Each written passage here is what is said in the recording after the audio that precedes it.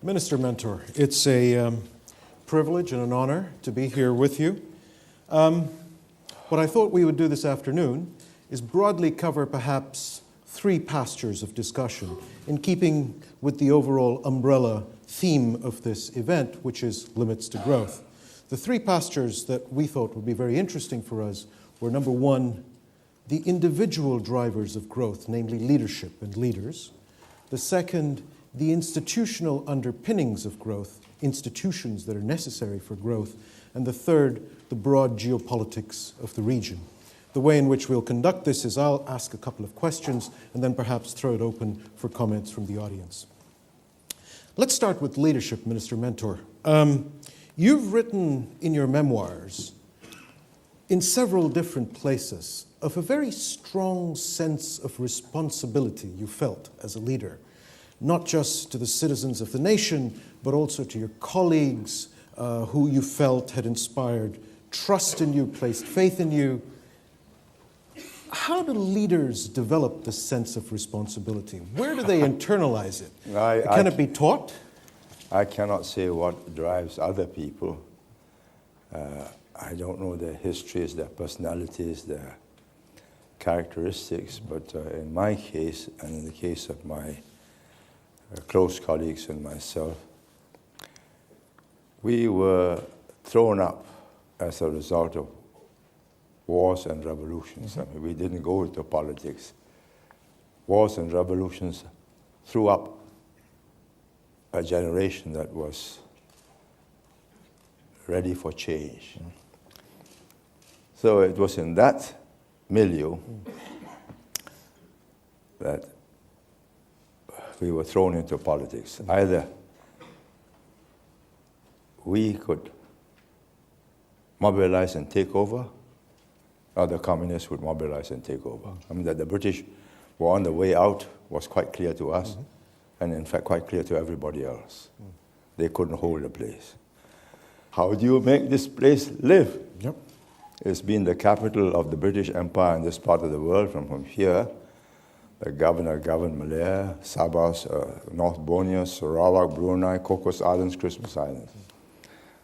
Then you're on your own, and you got to be responsible for 2 million people at that time.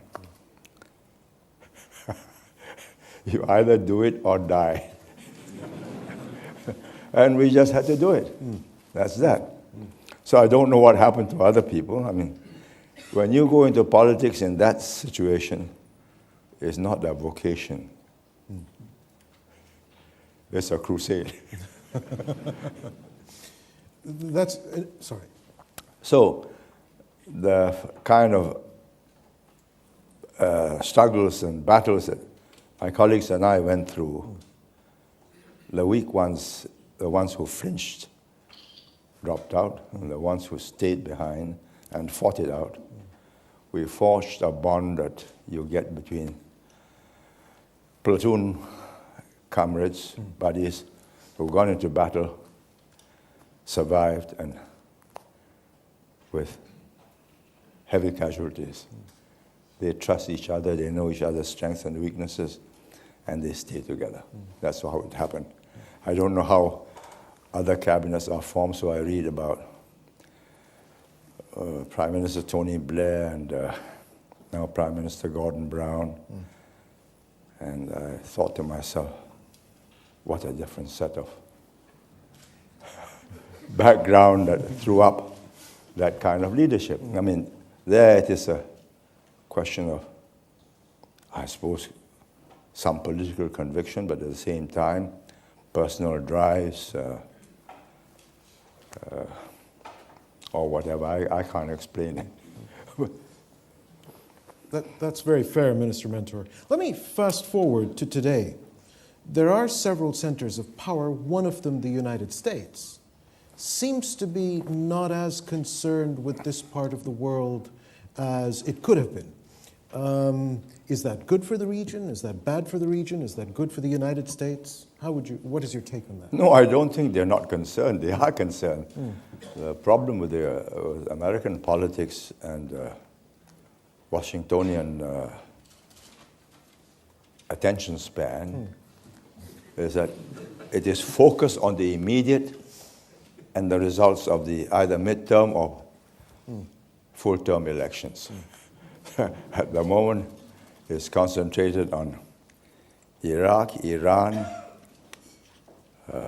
Lebanon, Israel, Palestine, North Korea, and that's sucking away a lot of energy and resources at the top. But I think at lower levels, they know that great tectonic plates have moved in this region.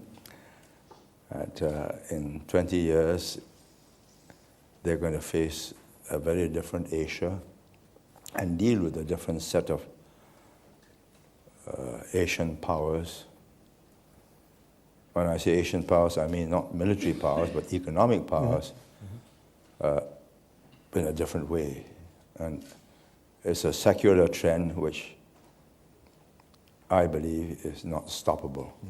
And I think they understand that. And in fact, I just spent 1 hour with a group of Washington,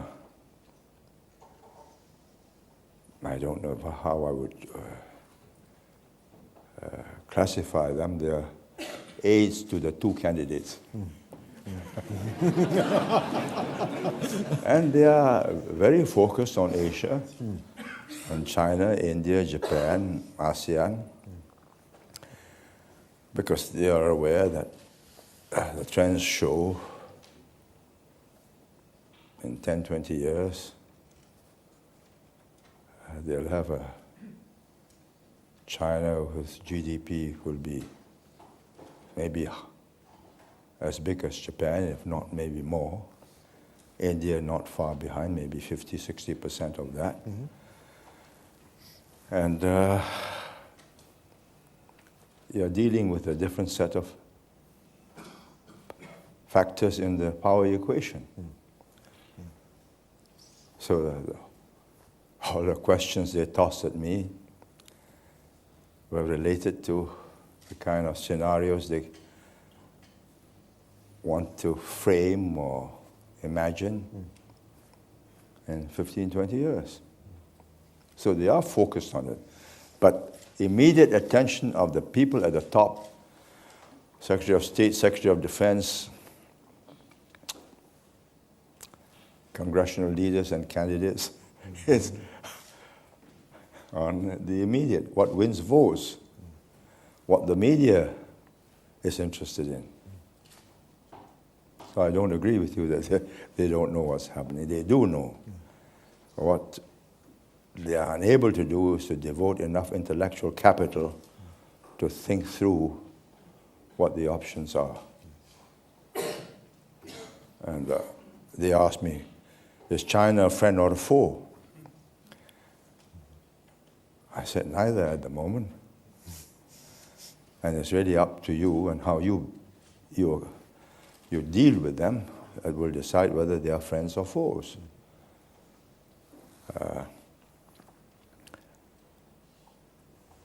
I told them that in 20 years they're going to meet a different set of leaders.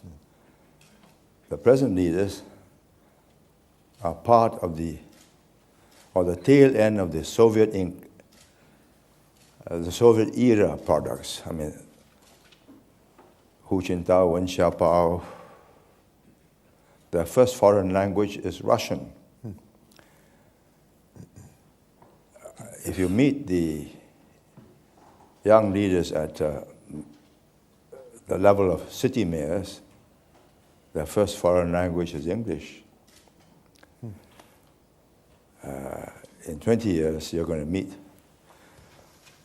assuming the structure remains more or less the same, president, premier, state ministers, Politburo members, who are completely at home, will understand exactly what you say, will still negotiate with you in Chinese, but will sit down and have coffee with you or a meal with you and speak in fluent English.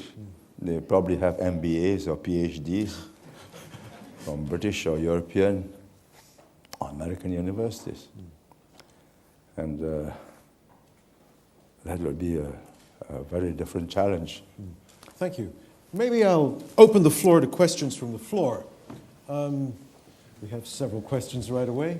Let me take this gentleman over here.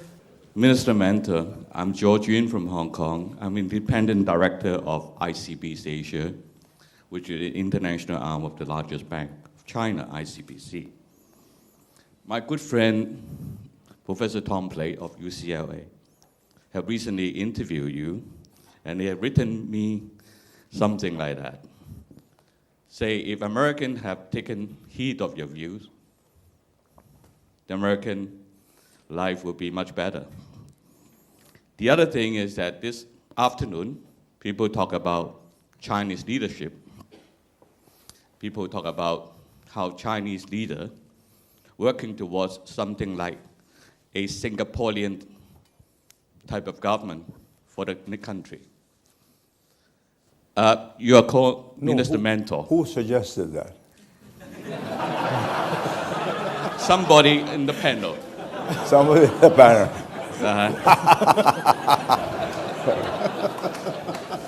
Anonymous. You're called Minister Mentor. I'd like to see that whether you can play the role of Minister Mentor for Singapore and beyond, and how you play it. Let me tell you how the nomenclatura came about. When my son became Prime Minister, I either had to leave the cabinet or he made quite sure that I'm not deciding policy. So I was moved from senior minister, which I was for 14 years with Goh Chok Tong as Prime Minister, and he kept me as a supernumerary minister as mentor. In other words, I cannot give any direction to any ministry or to any minister. I can only mentor them.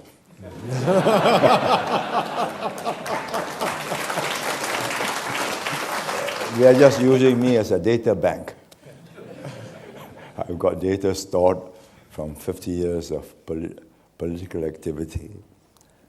I would shudder at the prospect of being a mentor to any other government anywhere in the world. I don't know the background, I don't know how the people are, I don't know how it works. To be a leader of any country, you have to understand the people. You've got to be part of them. You've got to instinctively know that this will go down, this will not. And if I may say this with a certain humility, one of the reasons why your previous chief executive, C.H. Tung, had so much troubles was because running a shipping company is different from running a country.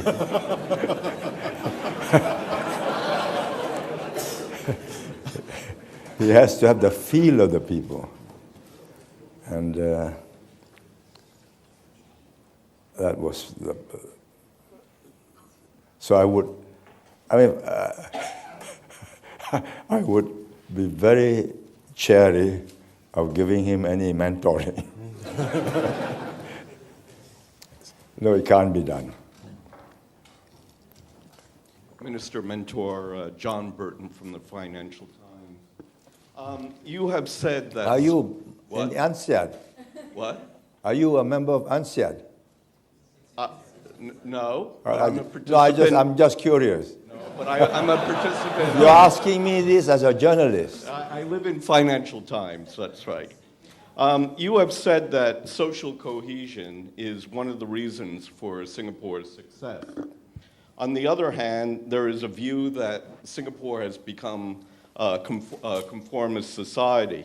I mean, I was talking to a businessman today who said the workers here are well educated, but at the same time they show a lack of initiative and maybe they have a fear of speaking up. Now, Singapore does want to become a knowledge society, and to do that, you do need people who need to think out of the box and to challenge the system. Do you think that this is a serious issue for Singapore? And does it pose a threat or a limit to Singapore's future growth? And what is the solution? And what do you think that other Asian countries face a similar situation? Well, this is a standard Western correspondent viewpoint.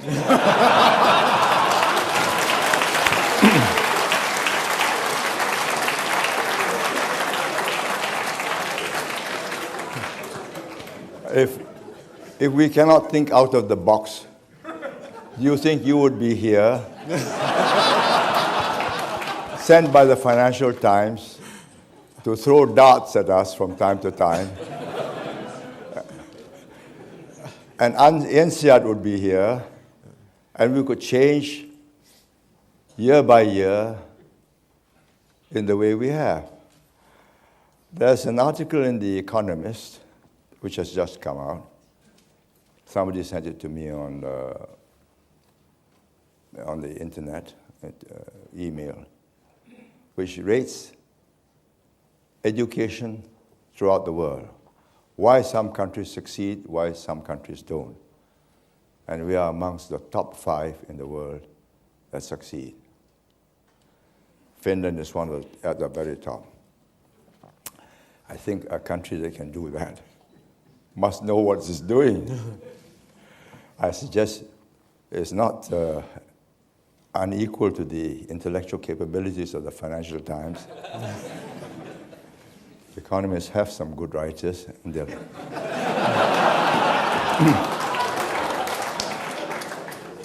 and they wrote up this article based on a McKinsey report that studied the education system of many countries. And the conclusion they came to is not whether your classes are big or small, whether you have tests or you don't have tests, but what is the quality of your teachers, and how quickly you put things right when it goes wrong. And how do you get good quality teachers? And they did an analysis, and in Korea, the primary school teachers are taken from the top 5 of undergraduates after they get their degree. They say in Singapore, we take them from the top 30, and so on. Now, to be able to do that, you must be able to think for yourself, because the British didn't leave us with this system. And it's not me or the Minister for Education. We have people who have gone around the world studying all education systems, including those in Britain. Your public schools or your private schools, whichever way you like to call them, your county schools, your grammar schools, etc. We have studied the American system. We have studied the Japanese. We have studied the Germans. And from all the data we have collected and learned from them, we have crafted a system, modeled a system that will suit us. I think if the Financial Times does worry about us and sincerely takes an interest in our future, I suggest read that report, get hold of the full McKinsey report, visit our universities and find out how it is that in the space of the last NTU, Nanyang Technological University, it's just about 81, we switched it from Chinese to English, merging it with National University of Singapore and then hiving it back off. Today is rated amongst the top 50 universities in the world. Something must be doing right. Or maybe you don't believe in these ratings. But I do not believe you can stereotype us that way. If we are stupid, we wouldn't be here.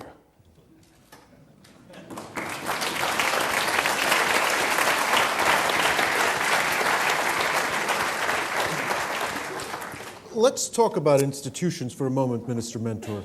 We're here, as you correctly said, in large part because of some excellent conversations which we had with Singaporean institutions as well, such as the EDB and so on. What role do you see institutions like ours, like INSEAD, playing in the social fabric of Singapore, of the region? What are we doing right and what can we do more of? Well, first, institutions in general. If you don't institutionalize a system that works and then regularly improve on it, then you lose what you have done well. And that was one of the reasons why I think in ancient China, many of the accumulated knowledge of physicians or masseurs or whatever died with them. They never published. They only transmitted their knowledge to their immediate disciples, or preferably their offspring. In the West, you have publication of discoveries, exchanges, and it's institutionalized. The knowledge is accumulated, improved upon, critiqued, and so you always climb up on somebody's shoulders. The Chinese are beginning to learn that. But I'll tell you how difficult it is for them. And one of the reasons why we are improving over the years is because whether it's education, whether it's defense, finance, or whatever, we are learning from all over the world because we don't believe in reinventing the wheel. And the knowledge is accumulated, and we have a civil service college, and now the LKY School of Public Policy, where case studies are done, critiqued, and so you're building up institutions, institutionalized knowledge that will improve successive generations who come along and stand on the shoulders of those who've been before them. Now, INSEAD obviously has learned many things in the course of the last, when were you in Fontainebleau, 1950s, 60s? 1957, 58. 57. That's a good 50 years. You've learned much. It's surely a great improvement on 57. You've been here 7 years. You are not as ignorant as when you came here 7 years ago. But the point is, if you just leave it reposited in here, then it's lost when the man is gone. But if you have it documented, discussed, crystallized, then your successor builds on that. That's institutionalization. I think one of the problems, what we try to do here, one reason why Singapore has done reasonably well is because we've had no learning from scratch to be a minister, or to be prime minister. Goh Chok Tong worked as a minister for 76. He took over in 1990. Good 20 years. Learning on the job, knows what it's all about, was deputy prime minister for 7-8 years, took over, no problems. The present prime minister, my son, started in 1984, that's 23 years ago, was deputy prime minister for 14 years. He knows exactly what has to be done, watching the prime minister do it and helping him do it. No crashing of gears. One of the problems of the revolving door governments is every few years you start the learning curve from zero. And that's a problem. I'm going to take the gentleman at the back over there. My name is R.K. Mishra. I'm an entrepreneur, investor now, and I retired at 40 to become a politician. Where are you from? India, Bangalore. And as of yesterday, Times of India has chosen me among 8 leaders in India from around 100,000 people. Now, I have to think of a vision for India 20 years hence. I know What party are you from? Unfortunately or fortunately, I have not decided which party. Now, I'm here. Actually, I took a flight last night because I knew that you are going to speak here. And I'm so glad that I was allowed to, put my question. In a chaotic democracy which India is, you have revolving door politicians who have to learn from scratch, if at all they want to learn. You have dynastic politics. We don't have liberty or other opportunity to have leaders who train 20 years. Now, what do you think? I think our next generation will be different. And we are all successful entrepreneurs, individuals, and we want to change the nation. What will be your advice to people like us who really have given up our flourishing career to do something for the country? I think you have a very formidable mountain to climb. You haven't got a party.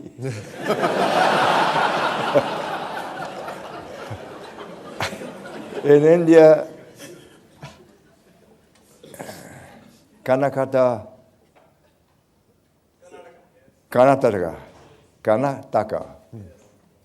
you've got Congress and the opposition, right? Three, well, all right.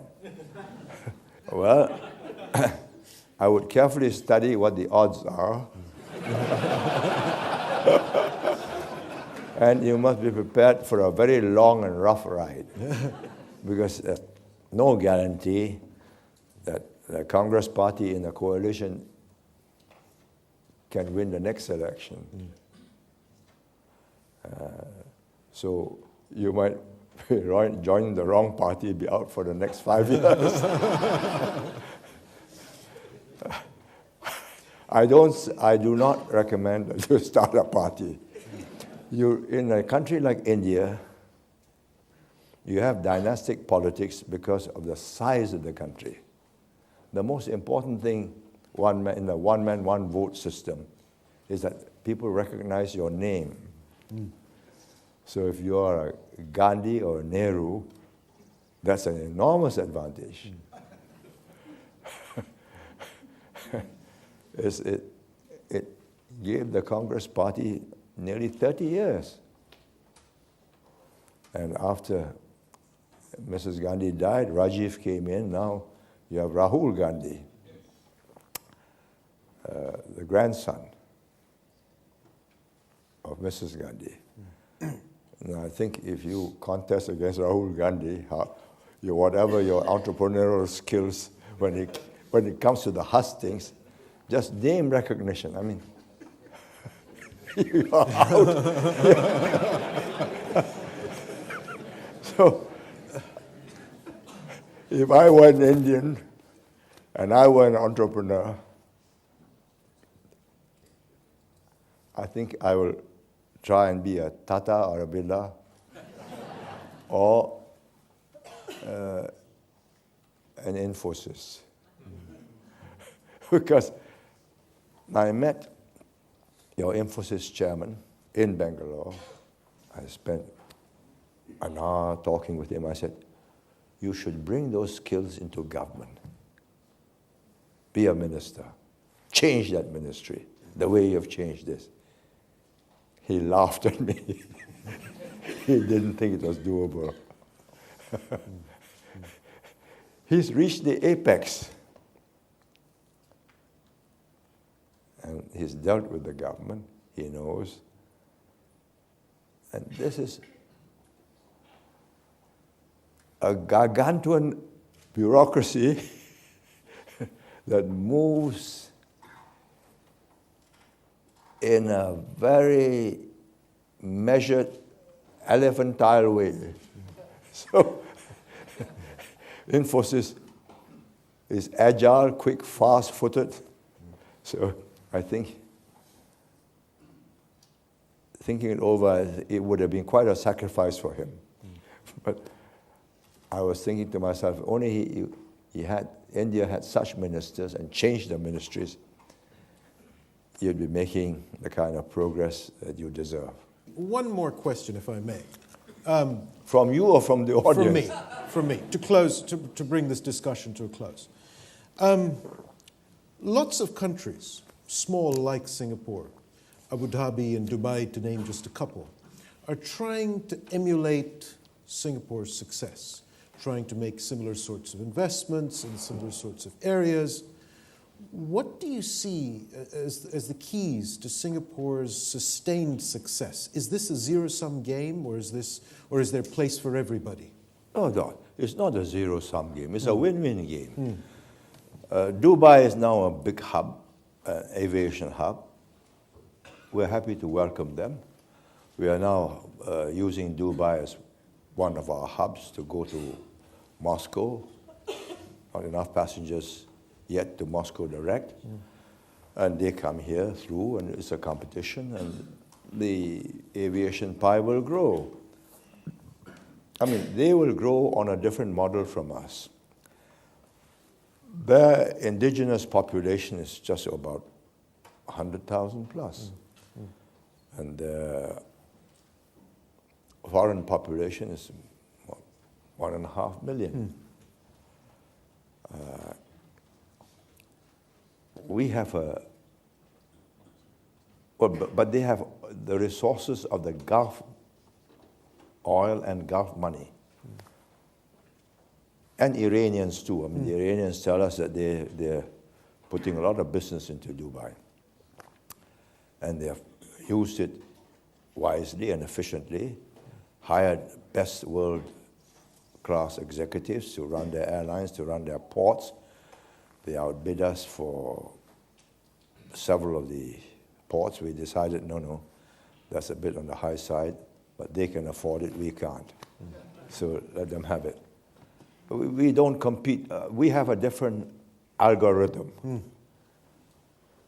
We can't be like them because we have no oil money. And we have a population of 3.4 million out of the 4.6, the rest being foreigners working here or studying here. I think sustainability for us will be slightly easier because, as I said, institutionalization is easier. We've got a homogeneous core in every management that can self-renew, and we've got a lot of foreigners joining us, people from India, China, Hong Kong, incorporated. But the spine is a Singapore spine. In Dubai, the ruler is a very able man, and so are his associates. So you got the brains as Dubai, but the vertebra has a mix of I think one of the advertisements, one of these Gulf airlines is, we have 50 nations working for us on board, which is quite a feat to meld them into a team. But to have a certain culture built up, that's not easy. So I think they have a different set of strengths. We have a completely different limited resources, but more indigenous strength. And we'll have to see which model is more sustainable. I say that with some reservation because I think if they can keep on getting high quality management, they can do it. And they've got the resources to pay for that. Minister Mentor, thank you very much for your time. It's been a signal honor. Thank you very much.